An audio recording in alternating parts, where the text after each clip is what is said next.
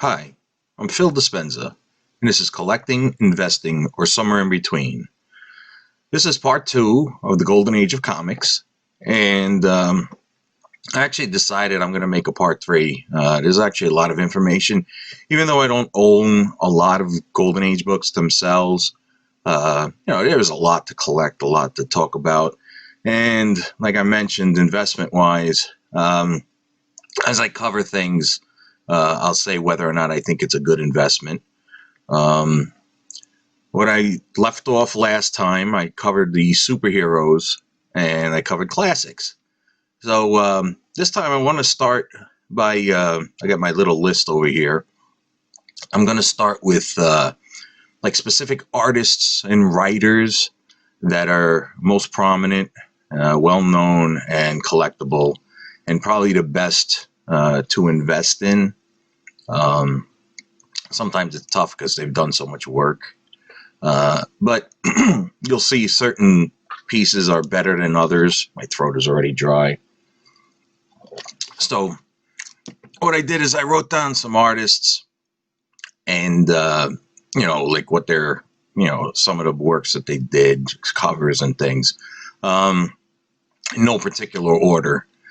So I have written Lou Fine, known for Hit Comics and National Comics. And, go online and, like I said, I'm making suggestions, but you can go online and view their works themselves, go to just Google search on this artist and just put cover art or comic art or something. And, you can see their quality and why they're sought after. Okay. Bill Everett, very famous, known for a lot of his Marvel work, his Submariner. I always said he's drawn like a triangle. His head's, Submariner's head's drawn like a triangle. It's almost like a slice of pizza or something. But it's very distinguishable. And, Everett actually worked many, many years drawing Submariner. And even up until, I believe, the 70s, you'll see some of his work. But Golden Age Submariner is the most popular work you'll know for Bill Everett. Jack Cole, doing a search on Jack Cole, you'll see a lot of Plastic Man. Again, these are the characters, a lot of these characters, especially superheroes, I've already talked about.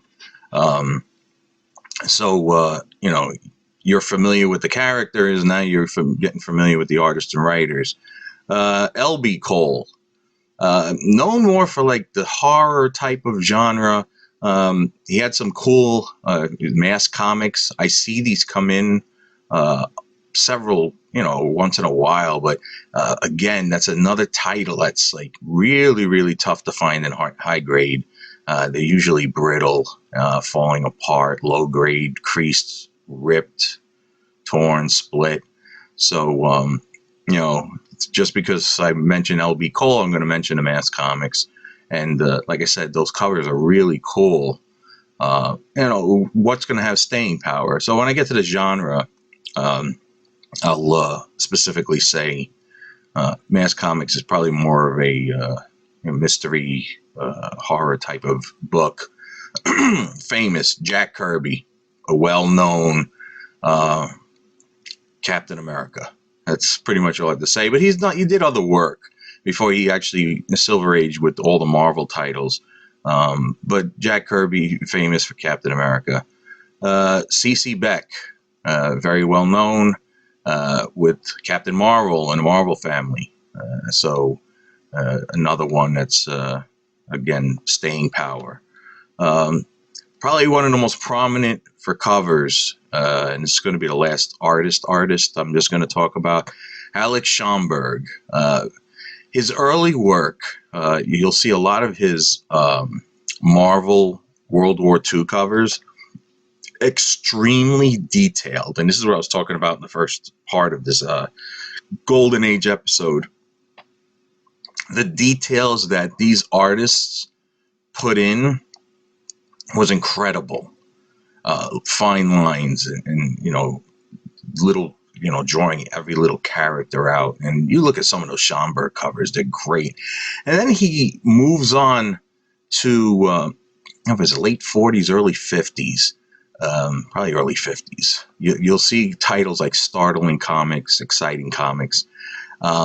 He does airbrushing, and the quality just drops. And what he does is he signs his first name backwards on a lot of these covers. So it'll say Zila. We call it Zila, almost like Xena, Xela. And even though they're still collectible because they're Schomburg, I don't think they're as nice looking. You know, a lot of them are with the girls scantily clad and stuff, and we'll talk about that in a couple of minutes. But so that's my just artists suggestions. Writers, I don't have too many. Most people don't collect writers. Me personally, you do modern age. You got like Neil Gaiman and Alan Moore, and certain people just known for their writing, not art at all. So you got Bill Finger, famous for the Batman co-creator. He also co-created Green Lantern. What did I write there? Oh, many Marvel. He wrote many Marvel superhero stories. Or actually, no, many superhero stories. Probably DC. I'm thinking Marvel. I can barely read my notes here, even though I write them in marker and larger font or whatever, larger print. It's a little dark in the room, even though I look bright. My room is actually not that bright. Otto Binder. I asked the guy at work about, give me a few writers, the most prominent writers. And he told me Otto Binder, the guy wrote over 4,000 stories, and he also co-created Supergirl. But yeah, Otto Binder, sometimes you'll see some of these artists and writers from the Golden Age. There are actually a few still alive. A few of them just died in the past 5 years, which is sad, but a lot of these men are in their 90s and stuff. So probably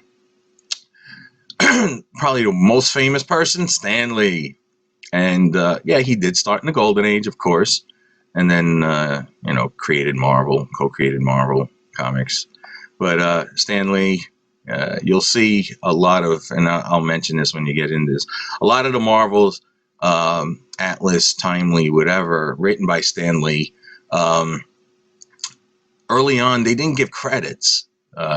You pretty much knew it was Stan Lee, but it was never. A lot of these things didn't have credits, and so I'll when I get to the genres, when I talk about Stan Lee, it'll be next part because I only have a few. I'm gonna cover this episode part today, and I'm not gonna get to the romance girl type of comics. So writers, and then who's known for both. And I mentioned this last part, the Spirit, Will Eisner, both known for writing and drawing.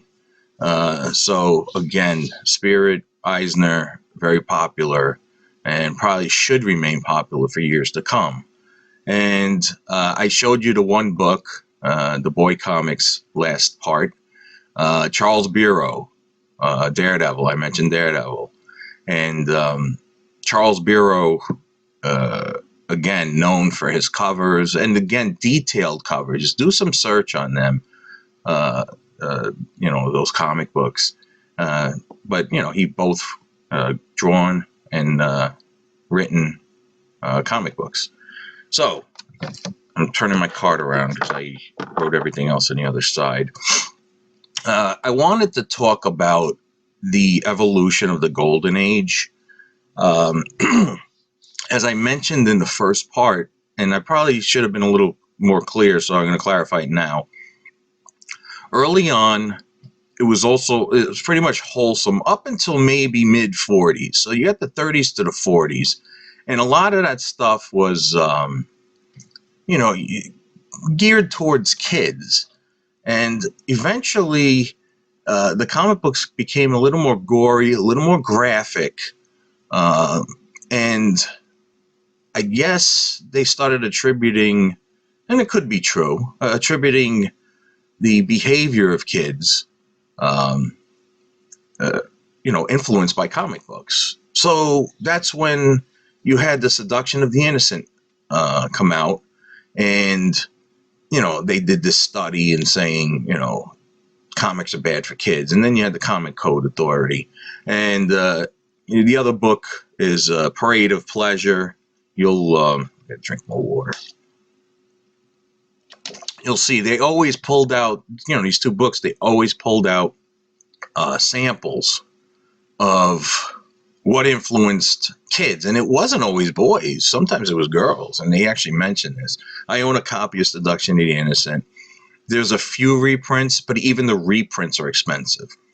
So you're going to pay probably $100 because they didn't print too many of the reprints. There might be only 1,000 copies, 1,500 copies, something like that. So I do have a reprint. I think I believe I paid $50 for it. But, if you can get a hold of it, it's great reading. It puts you in the minds of these psychiatrists and, how they saw how society was becoming and how to start controlling with the Comic Code Authority. And what you're going to see is once the Comic Code Authority comes out, a lot of toning down. And then somewhere in the 70s, you had the underground and stuff. I'll get to that later, future episode. But, it comes back, sometimes in full force. Because, again, the times change. You become a little more lax as the future comes. So I'm going to cover covers, themes of covers that most people geared towards collecting. Now, there's some dealers out there that will take a magazine cover or maybe even an interior story. Like I mentioned, you got Hitler on the cover, or Nazis on the cover, or Hirohito on the cover, for the war and stuff. You'll see later on in the Silver Age dinosaur covers with the Star-Spangled War stories and stuff. But, I've seen some dealers will put like shark on the cover. So I'm going to say the most popular of what comic covers people collected or want to collect now, the 40s, 50s. Most popular, bondage and torture. And you'll see this on literally practically almost any genre. I mean, not funny animal, but even once in a while, I think there was one thing where Bugs Bunny was tied to a tree or something. What do you consider bondage? Usually bondage, entails a woman, torn dress or torn clothing. And the torture comes in, sometimes it's together, sometimes the torture's separate.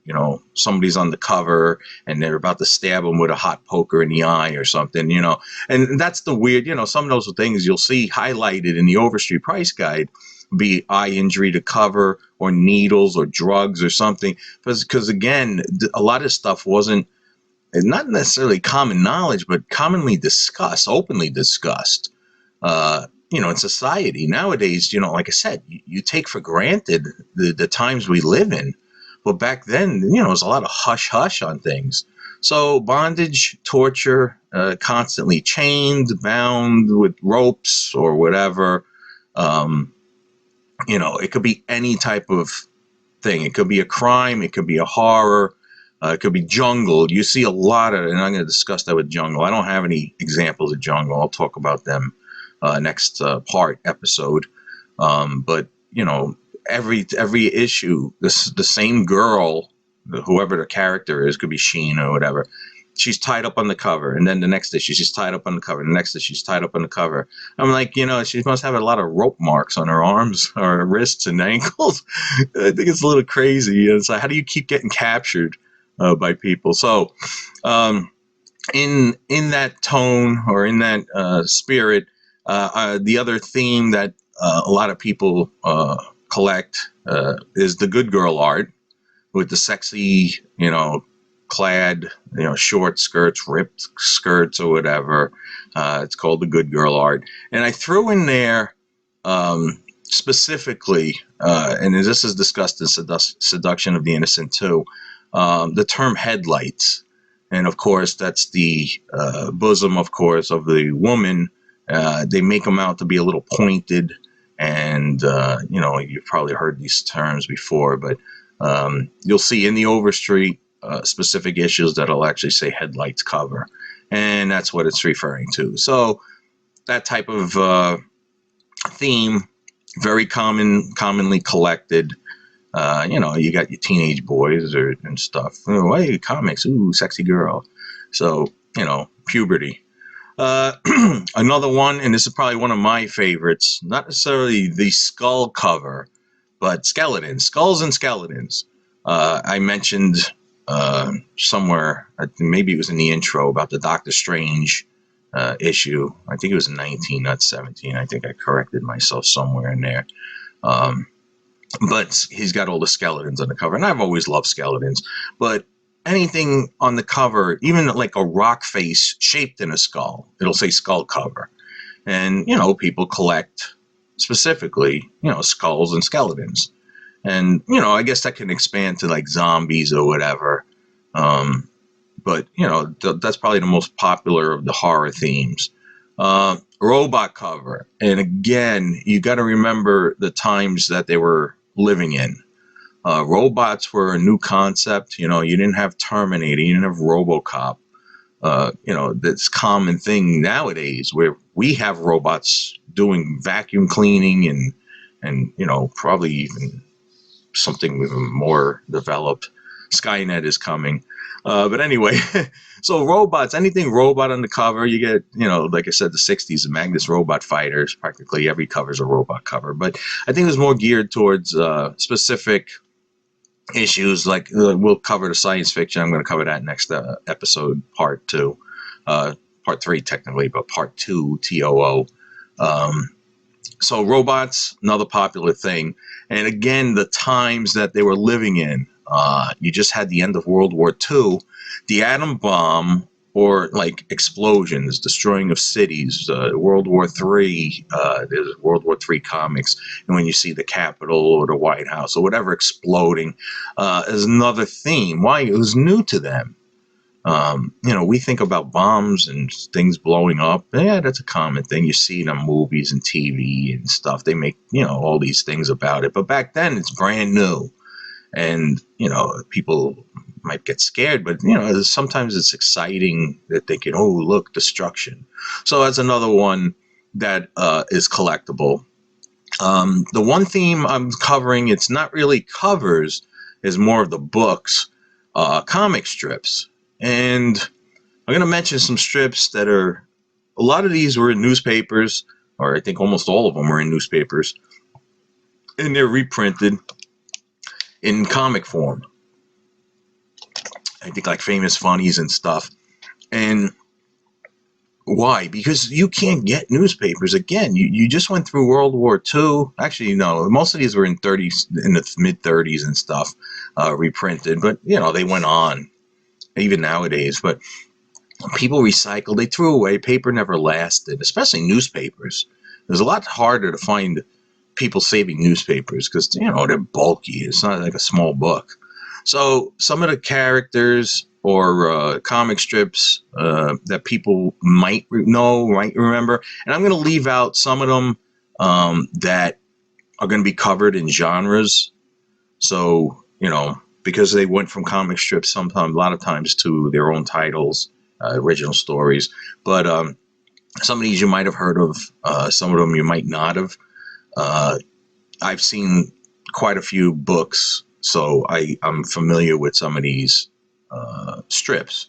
Captain and the Kids, very Katzenjammer, yeah, very, very popular back then. And it's funny because I just looked up a website that actually has scans of a lot of this original stuff, and sometimes they have the entire run that ran, it could be 20 years, 5 years, whatever it is. Every week there'd be a strip, or sometimes daily. But Captain and the Kids, Katzenjammer Kids, Little Orphan Annie, very popular. Thank you, movie 82, and then you had people still put on plays of it and stuff. So you'll see Little Orphan Annie nowadays. So that's something that's memorable and could be collectible from back then. You watch Christmas Story, Little Orphan Annie, Ovaltine, Little Dakota Ring and stuff. So, it's still in your face a little. Buster Brown, very famous for their shoes. And I don't know if kids nowadays would even know what Buster Brown is, with the little dog and stuff. But Buster Brown, Gasoline Alley. And again, if you don't know what this is, just do a quick search, investigate. Maybe, I'll finish this before I get into another story. I did a little rant the other night that where people watch videos, and a lot of them are, like I said, they're short. They're nonsense videos. They just highlight the most valuable stuff. They don't give you any good details on maybe what to collect.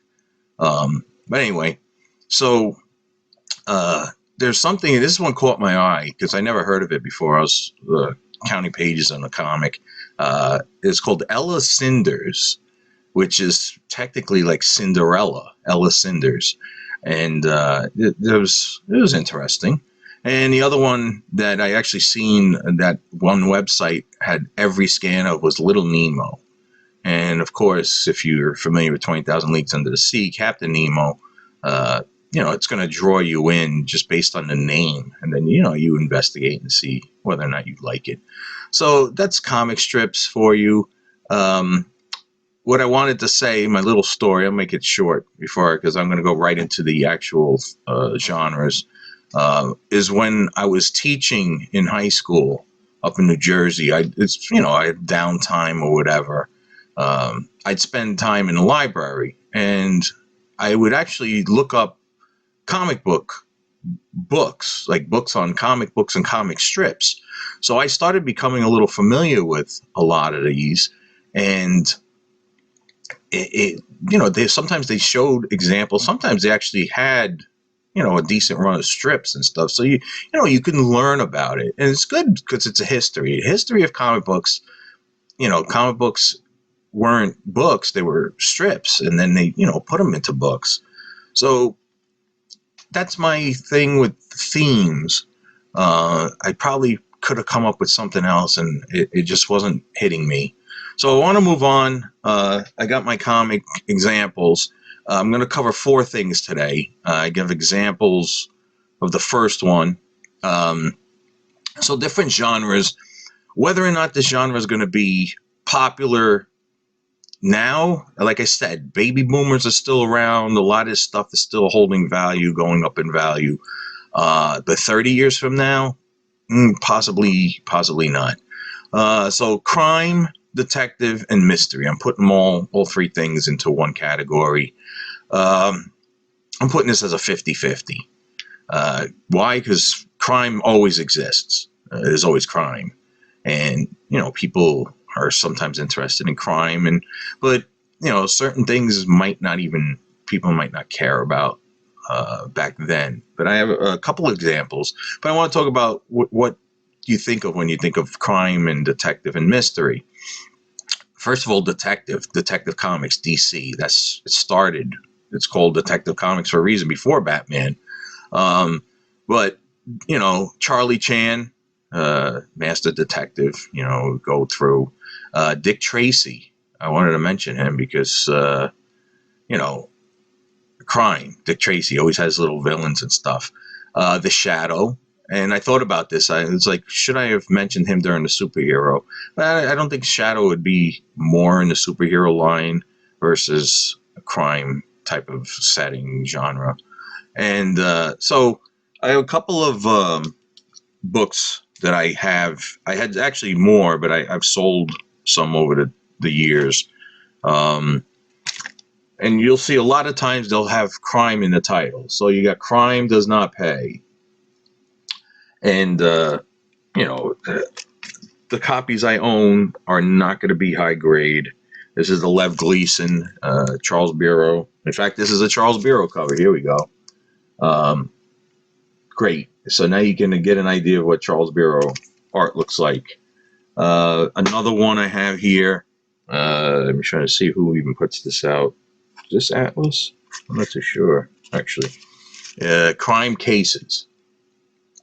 It's another one I picked up. I probably paid, usually if I found this stuff for $5, I grabbed it. Even though it's beat up, the cover's detached.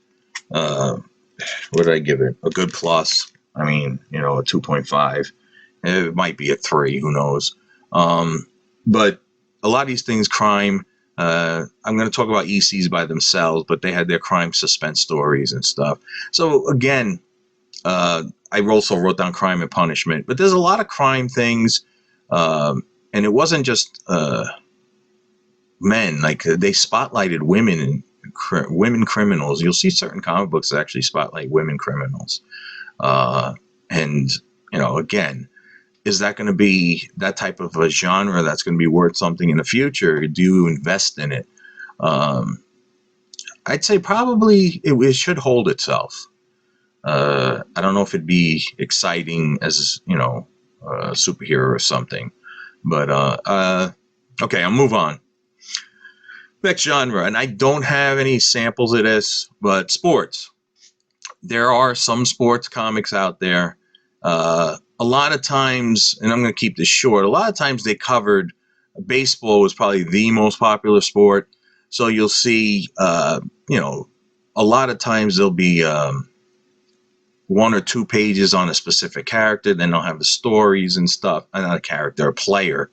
So you'll see stuff on like, what do I have written there? Baseball. I don't know. Oh, I do see it. I knew it too. And I'm just like, my writing's terrible. Babe Ruth, of course, most popular. Ty Cobb, Lou Gehrig. I mean, those 3, you definitely have been written up, drawn, told their stories and stuff. So again, what are you gearing towards? Kids love baseball. And you'll see things like boxing or maybe even fencing, football. There is some football things, but whatever's the sport at the time. So there might be a golf, there might be a tennis, covering certain players from those sports. But baseball, of course, would be the most popular. And again, when I get the trading cards, just because it's old and kids don't know who these players are. Babe Ruth is famous, Mickey Mantle's famous, but what do you do when you have less famous players? And if you're collecting based on a team. And are the kids nowadays with their own heroes going to care about players from 100 years ago? That's a guess. So sports, I'm not holding up. I'm not going to keep the value going up too much for sports comics and sports related comics. Just for the fact that, again, the kids, they have their own heroes and stuff, and probably they have their own stuff to buy if they want, instead of this vintage comic books. So cartoon, and I didn't pull out too many. Actually, I pulled out 1 book, but I don't have a lot of the cartoon, and I'm considering cartoon. When you hear what I say, I have a lot of reprints of this, but I didn't want to dig out reprints. So cartoon, Popeye, probably one of the most prominent cartoons, one of the oldest cartoon characters. And when I'm talking about cartoons, I'm going to leave out the funny animals for now, because they're going to get their own genre, and I'm going to cover that next episode, next part 3, to finish up the Golden Age. So I'm not going to mention any type of funny animals, and that includes Disney. Nancy and Sluggo, another popular, not necessarily they had their own cartoon on television or in the movies or something, where they had those little cartoon snippets. But these are what I would consider more cartoony types of things. Peanuts, Charlie Brown. He started, I think, in Tip Top as one of his first appearances, and then there was something else. I can't remember offhand what the other title is. It's like a tie. They came out at the same time, but they started out in like 4 pages or 6 pages, out of the whole entire comic book, and then other characters were, for I think it might have been Nancy, or Fritzy Ritz. I'm trying to remember who was in those. Mighty Mouse. Now, despite the fact that he is an animal, I put Mighty Mouse as a cartoon because he's not really a funny animal. He's a superhero type of animal. But, I remember watching Mighty Mouse cartoons on TV when I was a kid. So I put Mighty Mouse as a part of the cartoons. Casper the Friendly Ghost. I'm not going to mention Harvey. A lot of the Harvey started literally either at the very end, and I'm talking about the last few months of the Golden Age, or at the beginning of Silver Age. But Casper existed pre-Harvey. So Casper, there is a lot of Golden Age Casper. There's Casper the Friendly Ghost, but there's also a Friendly Ghost Casper comic. And I did have that too at one time. If I could find some of this stuff, and like I said, I got a mess behind me. Just digging out this stuff was a little challenging. And then Little Lulu, Marge's Little Lulu, with Tubby. And so this is my only example. It's actually pretty nice. I graded this a 7.0. I don't remember. This might be the 5th appearance of Little Lulu. This is from Dell's 4-color. But there's Little Lulu. I'll pull it back a little. And been around for a long time. Extremely popular. So how am I going to end this? It's going to be ended... Oh, God. I got a lot of books here. Horror.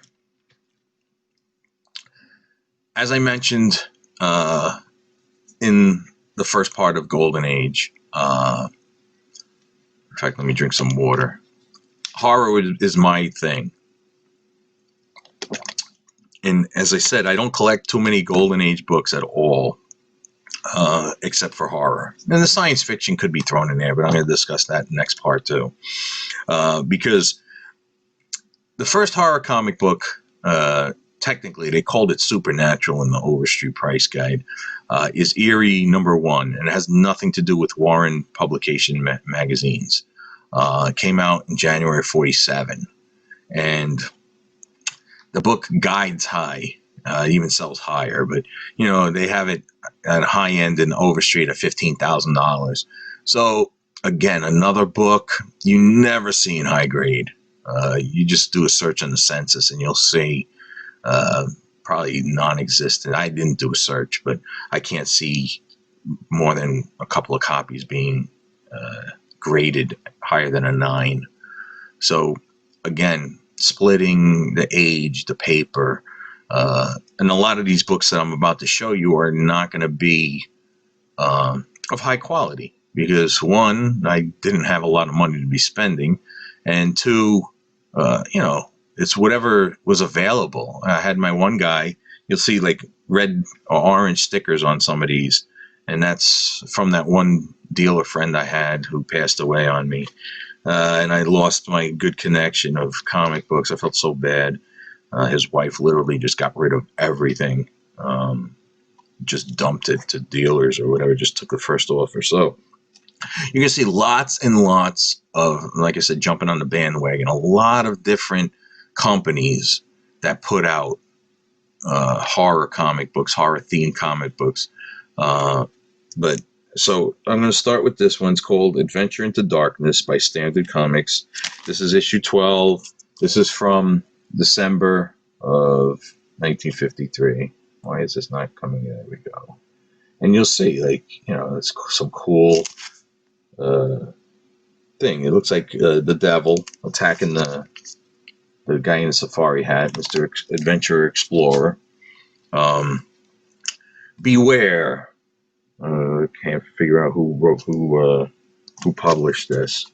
This is Beware. I don't even know what issue this is. 13, something like that. Beware. January 1953. And again, since a horror started in 1947, there wasn't probably too many books in the late 40s, but the 50s just exploded, and not atomic bomb exploded. So I got a couple of these. This is Beyond. Ace Periodicals. This is issue 2. And it's funny because there's a $20 price guide. I mean, a $20 price tag on it.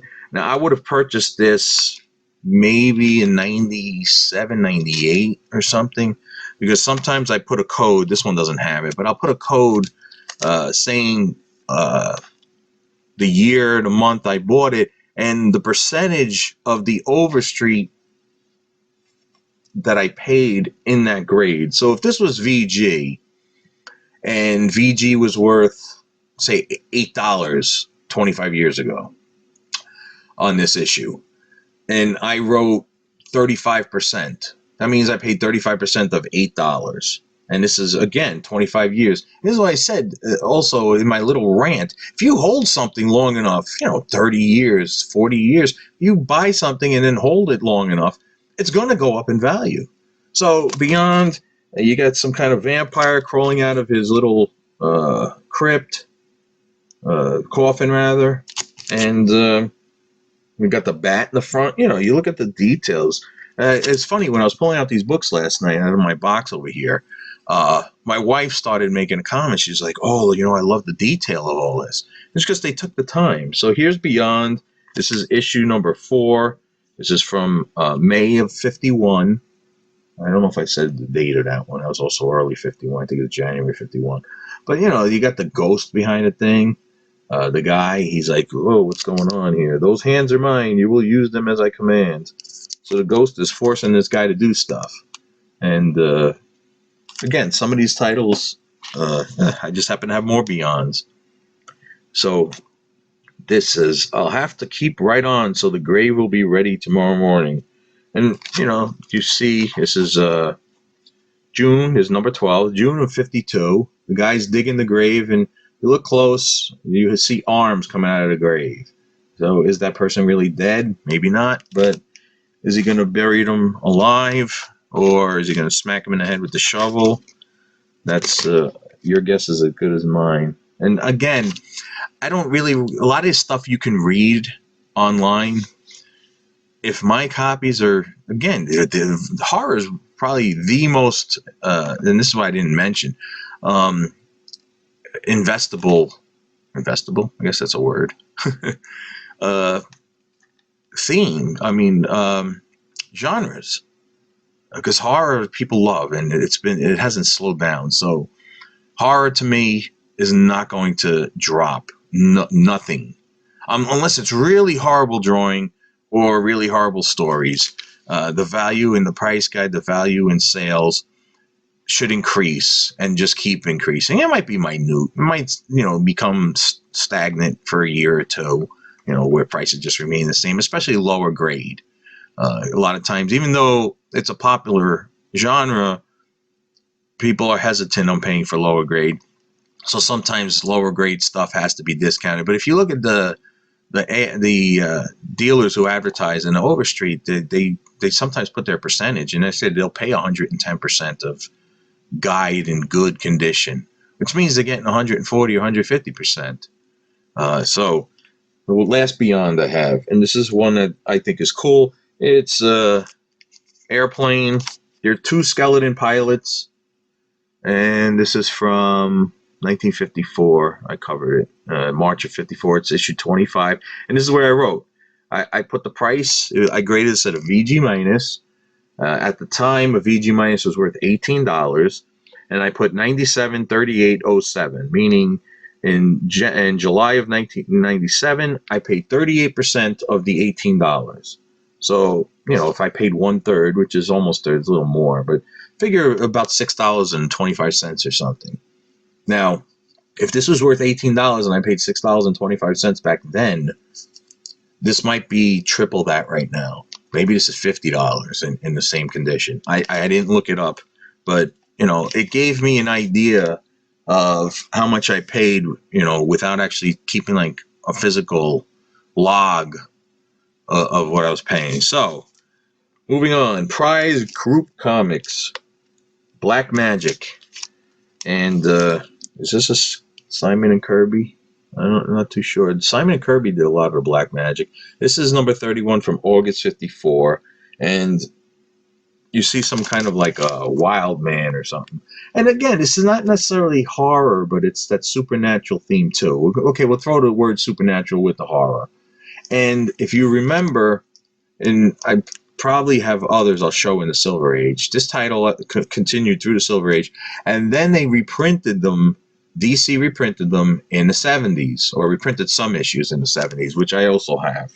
And even the reprints are starting to raise and command some type of value. All right. Is this Harvey? I believe this is Harvey. Let me see. I don't know. I believe this is Harvey. Chamber of Chills.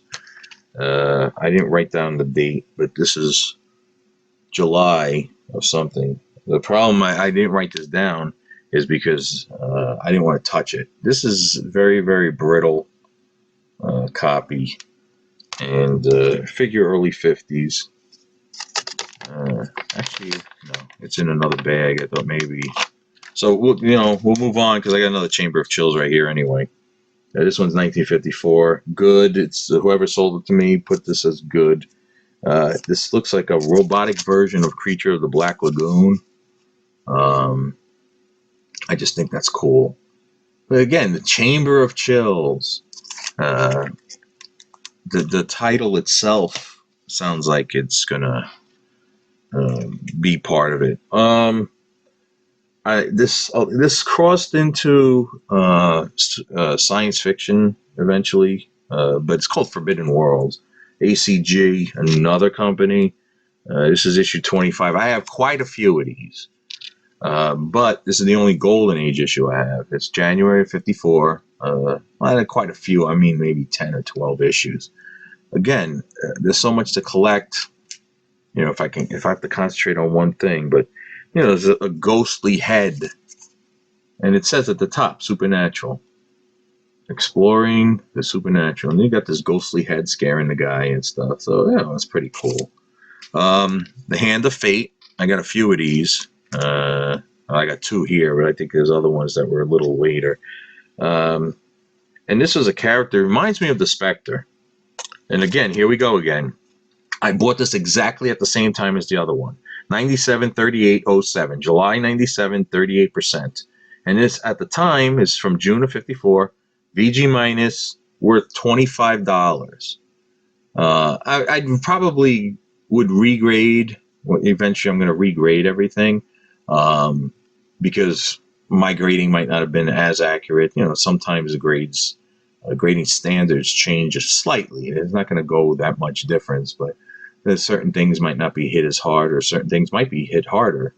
So you got that character on the Fate guy. Looks like the Spectre. So other Hand of Fate issue is this is November 54, number 25. And again, there's that Spectre looking guy.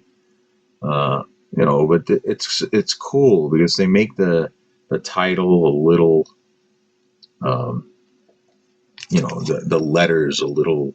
Oops, I don't want to drop my books. They're on my lap right now. Eerie. That's the word I was looking for. Sometimes you'll see it's the way they draw the letters. They make it look scary. Intrigue. Quality Comics. This is only one issue. I looked this up. This is actually this is I think this was the LB Cole cover. It doesn't say his name on it, but Intrigue number 1. This is from January 55. So we're edging towards the end of the Golden Age. And I think this might be a reprint from another title. I think it said reprint. I don't know if that means it reprinted the entire book or just reprinted a story or something. You got to look. But even a reprint, I think that when I said a lot of money, it's like high-end guide was over 500 or around 500, which isn't bad. I mean, because even goods will be like 30 to 50 bucks or something. Mysterious Adventures. It says the strangest tales ever heard. I don't even know who put this out, but it says, do I have a number written? No, I don't have a number written, but it's March of 51. And again, it's like I always liked the type of. I'm not too much of a science fiction guy where it's space and robots and stuff. I'd be more of a science fiction with the supernatural type of thing. So you got Voodoo Doll guy there, Tales of Horror from the Beyond. That's what it says. So it says Wild Terror of the Vampire Fangs. So one of the few Atlas books I own, Mystery Tales. This is November of '55. Now, this is issue 35, so there's quite a few books earlier than this. This is the only. I'm gonna have one other Atlas. I don't think it was. I think it was Silver Age. It was astonishing. I'll show that the next time when we hit Silver Age. But Mystery Tales, Strange Tales. A lot of the titles that became superhero titles started out as with Marvel. Started out with things like that. So I got quite a few of these. I think a couple of different. Web of Evil. Another quality. It says the corpse who prowled by night, the demon coat, crypts of horror, haunted forest. So there's a lot of things. This is, what was it, number 15. This is from June. Oh, I don't see. But again, this is another one I purchased, 97.3805. July 97, 38%. I put this price, I put a good VG, $22. So, we're talking 23 and a half years ago, going on 24 years.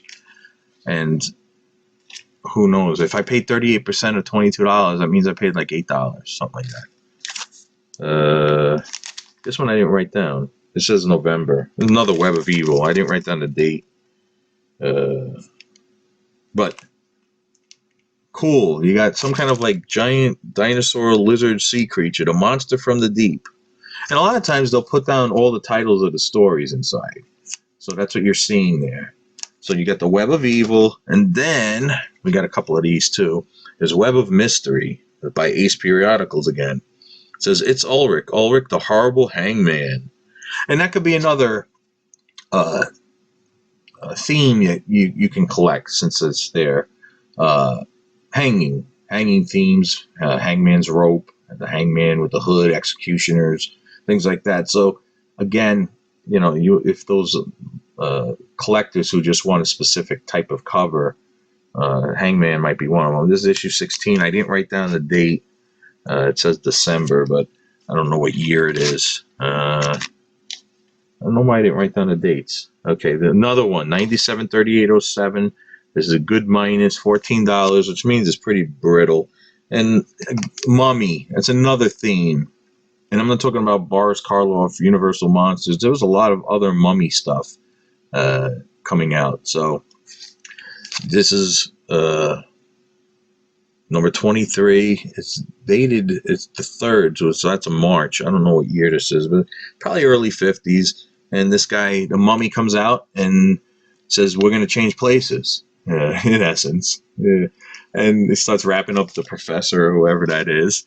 Okay, so last one that I have is called Witch's Tales. And this also might be Harvey, if I remember. Lee Elias cover. And, there's a little witch on it. This is number 18. For some reason, I started writing dates on these just to give it an idea. And for some reason, I didn't do that either. But this looks like a type of Harvey cover. So I believe this might be Harvey. Because you think of Harvey as, wholesome, cartoony characters and stuff. But, yeah, they had their share of horror comics, too. And it says, to bead these eerie tales of supernatural... Oh, to read. Sorry, I have a tape pull. If you look at the top, I have a tape pull right there in the middle. Again, I didn't do it. There's no things. So, how am I going to conclude the horror section? The most popular of all, and probably drove the creation of Seduction Against the Comic Code Authority, is the ECs. I personally do not own any original ECs. Let me drink a little more water before we end. And I was buying ECs in the reprint form There are some from early 70s, 74 or something like that. But I don't think they came out with too many issues at the time. But Gladstone, known for their Disney ducks and Mickey Mouse and stuff, came out with reprints. And then Russ Cochran himself, if you're familiar with that, take a look, do a Google search on him. He put out reprints, and he actually made hardbound volumes and things. And I own a couple. They're packed away, who knows where. But then he put out individual issues again. They were doing, and I don't know if they covered every one, but they did a decent amount. So just to talk about a few of the cover artists, because they're very well known. I'm just going to mention Jack Davis. Excuse me. Jack Davis, and I might show you some of the ones. All I have here is some Haunt the Fear reprints because my Tales from the Crypt was buried and my Vault of Horror are buried underneath boxes, and I didn't want to dig them out. This was sitting right on top of one of my stacks. So those are your three most popular, pretty much horror-themed ECs titles. And, we'll cover the different characters. Why? You always have to have your introductions by a thing. Like I said, that Spectre-looking guy, the Fate. So, cover artist Jack Davis, I just mentioned. Graham Engels. Graham Engels was, he signed his name Ghastly. And I'm going to show you a couple of those too. Johnny Craig, Wally Wood, Al Feldstein, which I also show you here, and Al Williamson. So those are a few. There were some others. I think Joe Orlando was in there. Was Frazetta? I don't know if Frazetta did a thing, but just so you get a good idea, you have your Old Witch, Vault Keeper, and Crypt Keeper. Those are your three. So the Old Witch is, I think, the Haunt of Fear herself. The Vault Keeper, of course, is for Vault of Horror, and Crypt Keeper is Tales from the Crypt, which has seen such popularity over the years. You had the TV show, and you had movies, and there was a lot involved with that. The action figures, I have all the action figures for the thing. I had the Talking Crypt Keeper, 12-inch doll. Eventually, when I get the toys, I'll show you some of the cool stuff I have too. But Haunt the Fear, I'm just going to randomly show some covers. As you can see, the detail of the gore, and especially like back then, this is zombies and, dripping things. This is Ghastly. This is Graham Engels. That was a Gladstone. This is also a Gladstone. I pulled out a couple of Gladstones, and then I pulled out some more because like I said, Gladstones, they didn't put out too many issues. They put out a few, maybe 5, 6 or something of a title, and then they stopped, and then Russ Cochran took it over.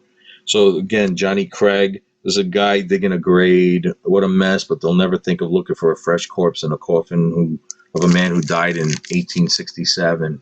So, some of these covers are tame, but the theme itself is, a little horrifying. Oh my God, this guy's burying a fresh corpse. Here's number 1. It has the Old Witch. This is the Crypt Keeper, I think, on the cover, inviting people in. So